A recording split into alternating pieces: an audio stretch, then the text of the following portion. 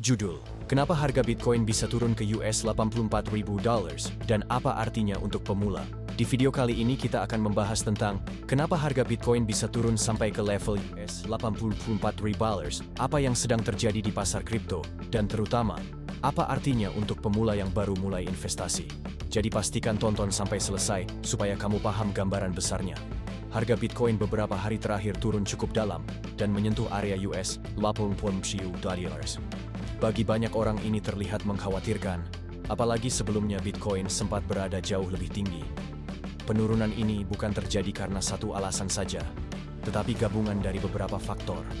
Tekanan likuidasi besar-besaran, terutama dari trader leverage yang posisinya terpaksa ditutup. Sentimen fear meningkat tajam, membuat banyak investor memilih keluar dulu daripada ambil risiko. Data ekonomi global yang tidak stabil, termasuk kebijakan The Fed yang membuat pasar risk asset seperti kripto ikut turun. Turunnya Bitcoin ke level $80.000 ini sebenarnya bukan sesuatu yang baru. Dalam sejarahnya, Bitcoin selalu mengalami fase koreksi besar setelah rally tinggi. Sekarang kita masuk ke pertanyaan utamanya. Kenapa penurunan ini terjadi? Likuidasi besar di futures market. Saat banyak trader menggunakan leverage tinggi, sedikit penurunan saja bisa memaksa posisi mereka ditutup. Ini memicu efek domino.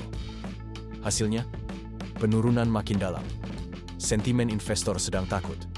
Indeks Fear and Greed menunjukkan tingkat ketakutan meningkat. Ketika pasar takut, orang cenderung menjual, bukan membeli. Penguatan dolar dan kebijakan ekonomi. Saat dolar menguat atau ada kebijakan bank sentral yang agresif, biasanya aset berisiko, termasuk Bitcoin, mengalami tekanan. Teknis market, overbought sebelumnya.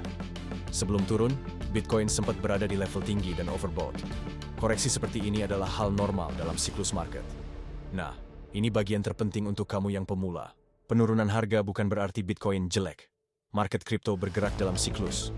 Naik tajam, koreksi, naik lagi. Yang penting bukan menghindari penurunan, tapi mengerti polanya. Jangan ikut panik. Panic sell adalah kesalahan paling umum pemula. Penurunan bukan berarti kamu harus menjual, kecuali kamu memang punya strategi keluar tertentu. Justru ini bisa jadi momen belajar.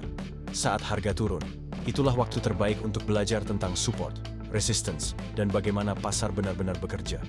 Bukan ajakan beli, tapi harga turun membuat risiko reward lebih menarik dibanding beli saat harga sedang di puncak. Tapi kamu tetap harus punya manajemen risiko, rencana entry and exit, dan hanya investasi uang yang siap kamu kelola dalam jangka panjang. Fokus jangka panjang.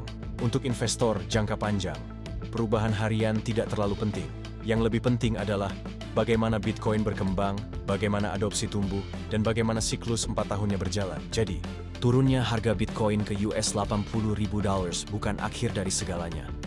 Ini bagian dari siklus, dan justru momentum penting untuk memahami bagaimana market bergerak.